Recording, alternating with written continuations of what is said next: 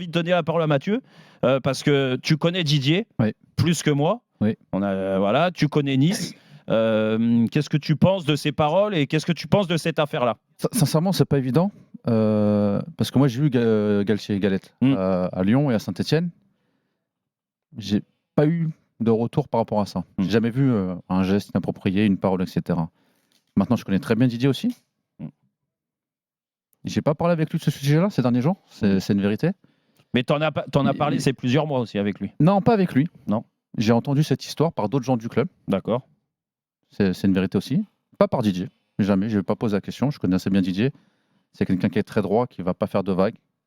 S'il a un problème à régler, il va d'abord le régler avec la personne. C'est pour ça que cette histoire d'en venir aux mains, c'est peut-être possible, mais ça m'étonnerait pas, parce qu'il est comme ça. Le possible démission, ça m'étonnerait pas non plus, parce qu'il est comme ça. Mais qu'aujourd'hui, je suis pas sûr que ce soit lui qui prenne la parole. Parce que c'est pas quelqu'un qui va aller faire des problèmes devant tout le monde. Didier voilà, s'explique avec les gens, tu l'as connu un petit peu à Paris aussi. C'est quelqu'un qui est très droit, qui veut pas faire de vagues, surtout pas. Et aujourd'hui, je trouve qu'on se trompe un peu de débat dans le football, malheureusement. On revient encore sur les musulmans, sur le ramadan. Aujourd'hui, j'ai vu des commentaires maintenant que, entre guillemets, les gens ont appris que Didier était musulman. Maintenant, il faut qu'il se rase la barbe, il ne doit pas être coach à Nice, etc. Ça part sur d'autres terrains, et moi, c'est ça qui me dérange. On doit juger Didier sur ses compétences.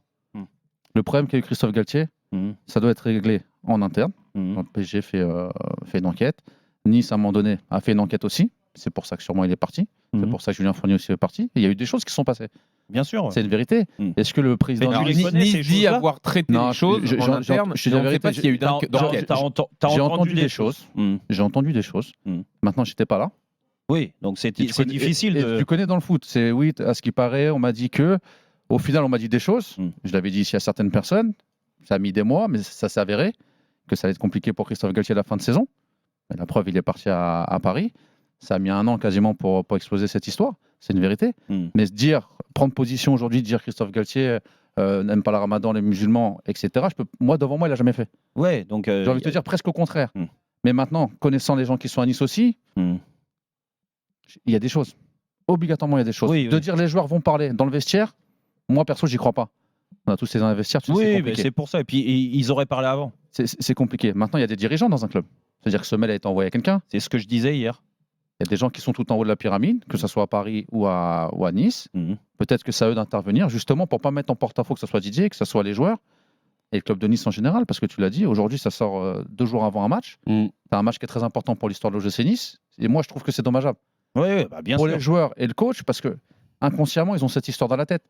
Et même pour la fin de saison de Ligue 1. Ils savent qu'après ce match, ça va éclater parce qu'on va leur reposer la question. Donc forcément, il y a en fait, la question, Mathieu, c'est parce que tu dis, on se trompe un peu de débat. Oui et non, en fait. Effectivement, stigmatiser les musulmans, ça peut être se tromper de débat, mais est-ce qu'au contraire, il ne faut pas que les langues se délient pour qu'il y ait une prise de conscience et pour que les musulmans dans les clubs de Ligue 1 n'aient plus à souffrir de ce genre de comportement, qu'ils sont avérés? Mais Jean-Louis, on a joué pendant 20 ans. Il y a toujours eu des gens qui ont fait le ramadan dans les vestiaires. On n'en parlait jamais. Oui, mais si aujourd'hui, oui, mais là, il y a des entraîneurs qui mettent des joueurs de côté parce qu'ils font le ramadan. Mais même les entraîneurs, il y a des entraîneurs depuis 20 ans, et vous avez joué encore avant moi, les gens faisaient le ramadan, il n'y a jamais eu ce problème-là. Chacun faisait comme il voulait. Et en fait, aujourd'hui, on stigmatise, on dit oui, il fait le ramadan, il ne peut pas jouer, il fait ceci. Oui, mais si par exemple, Christophe Galtier a bien mis la pression à Boudaoui pour qu'il mange un jour de match. Mais c'est un scandale. Bon. Mais pas que lui, d'autres. Mais donc c'est des comportements qu'il faut changer. Et c'est justement en parlant et en les dénonçant que les comportements vont changer. Mais en fait, ce que je ne comprends pas, c'est comment on a pu en arriver là, en fait. Parce qu'en fait, il y a toujours eu des joueurs qui ont fait le ramadan depuis tout temps.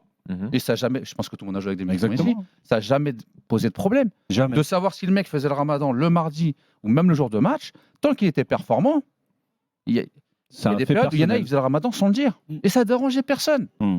Et aujourd'hui, ça pose un vrai problème. Et pourquoi ? Alors, donc, qu'est-ce qu'il y a dans le fond de ta pensée ? C'est se servir de ça pour régler des comptes ? Ou est-ce que c'est un vrai problème de comportement des entraîneurs qu'il faut changer ? C'est pas que les entraîneurs. Je pense qu'aujourd'hui, il faut dire une vérité, c'est un problème de société. Le ramadan, les musulmans en France.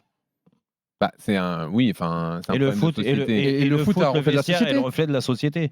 Mais c'est un problème pour qui ? C'est ça la question. La question, c'est de savoir qui a envoyé la lettre, en fait. Après, la lettre, c'est Julien Fournier qui l'a fait fuiter aux médias. Exactement. Oui, ça, c'est... Dans quel but il a fait fuiter ? Quel est le motif ? Quel est vraiment la moi, en fait, c'est ça qui me dérange. Mettre une motivation. On a parlé de Camboiré pendant. C'était quand il y a 10 jours pour l'affaire Adjam. Enfin, la mise à l'écart d'Adjam. Moi, je comprends pas ça. On parle pendant 3 jours. Le joueur, s'il a envie de faire le ramadan, il fait le ramadan. Et Antoine Camboré, à Paris, il y a des joueurs qui faisaient le ramadan qui jouaient. Et ça a posé de problème à personne. Ça se trouve, il n'était même pas au courant que le joueur faisait le ramadan. Parce qu'à l'époque, on n'en parlait pas. Exactement, mais de toute façon, ça, il s'est expliqué là-dessus. Mais bon, Manu, toi, qu'est-ce que tu en penses de Moi, je pense que l'histoire, elle pue. Elle pue de près comme de loin. Et qu'aujourd'hui, prendre une position tranchée sur ce problème qui est même pas un problème sportif, c'est un problème de société, un problème qui dépasse le cadre du sport. Prendre une décision aujourd'hui, faire un constat radical aujourd'hui, ça serait pour moi très maladroit parce qu'on ne connaît pas justement le fin fond de cette histoire. On sait qu'il y a certaines choses qui sortent, mais aujourd'hui, il n'y a pas de confrontation. On entend à droite et à gauche des gens qui parlent sans vraiment parler. On a l'impression qu'il y a un sentiment de peur, d'omerta aussi qui règne dans tout ça. Parce que justement, on ne parle pas de football. Et c'est ça qui me dérange vraiment dans cette histoire. C'est non seulement le timing, ça me dérange. Je me dis, mais c'est quoi? Est-ce qu'on vise l'OGC Nice? Est-ce que c'est une guérilla entre Fournier et Galtier? Ça, c'est le cas. Oui, et on n'a pas trop mais aujourd'hui, parce que Fournier fait tout ça pour nuire à Galtier à ce moment-là. Oui, mais d'accord. Même si ses convictions sont sans doute heurtées aussi. Oui, mais Jean-Louis, Fournier, peut-être qu'il le fait pour nuire à Galtier, mais il l'a fait l'année dernière. Pourquoi la lettre, elle sort aujourd'hui au niveau public? Donc, c'est pas Fournier qui l'a sorti au niveau public. Donc, quelque part, la personne qui a pris la décision de la balancer sur la scène publique, c'est quoi? C'est en vouloir le GC Nice, en vouloir à Galtier, en vouloir à Fournier, en vouloir aux musulmans. Mais je n'arrive pas à savoir. Manu, est-ce que le plus important, c'est de savoir pourquoi elle est sortie, par quel biais, qui veut nuire à qui, ou le fond de l'histoire, en fait? Mais justement, je ne sais pas. Les comportements qui sont dénoncés. À qui on veut nuire dans cette histoire? Là, Galtier, il est en première ligne. Mais aujourd'hui, on parle des musulmans, on ne parle plus de Galtier. Le GC Nice est en train de préparer son match ce soir, un match super important pour la suite sportive du club.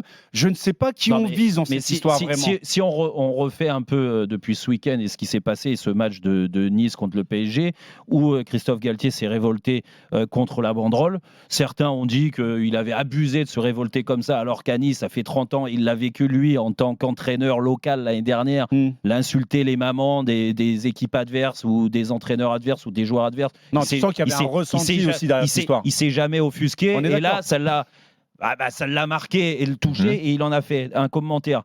Ça a fait beaucoup de débats dès lundi, et comme par hasard, derrière, ce mail est sorti. Donc, pour moi, c'est un règlement de compte déjà entre Fournier et Galtier, ça on le sait depuis 8 mois, et tout ce que Fournier avait sorti au mois d'août. Il avait dit, dernier. Si je sors ce que je sais, il ne pourrait plus rentrer dans un vestiaire. Lui, il te dit... Mais là-dessus, il a raison. Si ça s'avère vrai...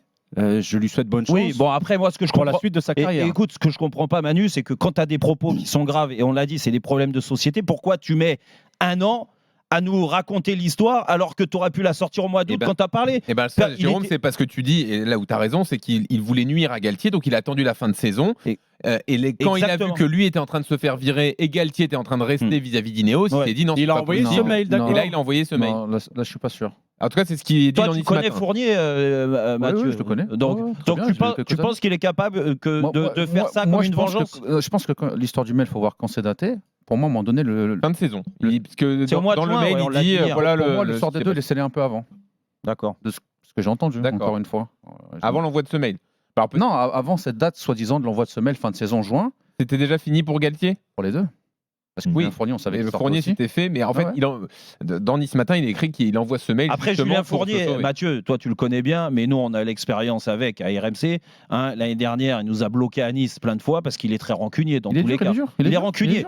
Donc, ça serait pas étonnant qu'il y ait une vengeance derrière, si tu veux, en disant voilà, moi mon sort est scellé à Nice. Suite Galtier aussi. Après, Julien, il est très dur. C'est vrai. Parce que tu peux en parler. En général, il est très juste. Ouais, va en parler. Quand tu parles avec José Anigo, qui est de la même région que lui, de Julien Fournier, qui se sont connus à Marseille, il te dit que c'est pas un mec top. Tu vois, donc après, moi, c'est parole contre parole. Encore une fois, moi, je vais te parler des 3 ans et demi que j'ai fait à ses côtés, dans le club. J'ai jamais eu de souci avec Julien. Ça a toujours été réglo, franc, parce que c'est quelqu'un de très franc, peut-être un peu froid quand tu le connais pas, mais à chaque fois, j'ai dû négocier quelque chose, discuter avec lui pour le club, pour le bien du club. J'ai jamais eu de souci avec Julien, ça a toujours été. Mais il est capable de se venger. Je sais pas. Allez, Jérôme, on va continuer. Parce que s'il veut pas nuire à Christophe Galtier, moi je vous dis. Après, attention, moi on parle de quelque chose qui est très grave. Donc qui nuise ou pas à Christophe Galtier, si ça s'avère vrai ce qu'il a sorti sur le mec, Oui, là, franchement, il faut blâmer Christophe Mais sors-le au début de la saison.